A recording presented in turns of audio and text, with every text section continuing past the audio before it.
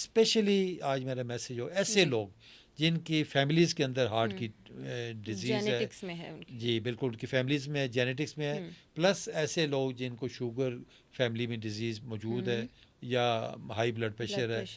या जो टोबैको इस्तेमाल कर स्मोकर है, स्मोकर, चाहे वो सिगरेट है, चाहे नस्वार है, चाहे हुक्का है, चाहे बीड़ी है, चाहे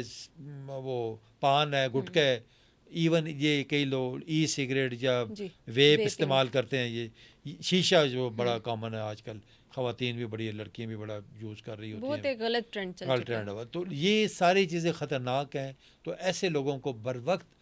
तकलीफ़ नहीं भी है तो मैं समझता हूँ कि आफ्टर द एज ऑफ 30 एक दफ़ा मुकम्मल अपनी स्क्रीनिंग करवाएं, उसमें अपना ब्लड प्रेशर चेक करवाएं, अपना शुगर लेवल चेक करवाएं, कोलेस्ट्रॉल लेवल चेक कराएं, अपना ओबेसिटी का टेस्ट कराएं, BMI, अपना मोटापे का देखें, और इससे भी बढ़ के अगर फैमिली में डिजीज़ है तो एक बार कम से कम CT कोरोनरी एंजियोग्राफी भी करवाएं। उससे आपकी जो शरियाने हैं उनकी जो अंदर ब्लॉकेज का वो आपको पता चल जाएगा कि उसमें ब्लॉकेज है या नहीं। अगर आपको इंडिकेशन मिल जाती है then you have to be very very careful, और फिर आप उसको अकॉर्डिंगली अच्छे कार्डियोलॉजिस्ट को मिल के आप अपना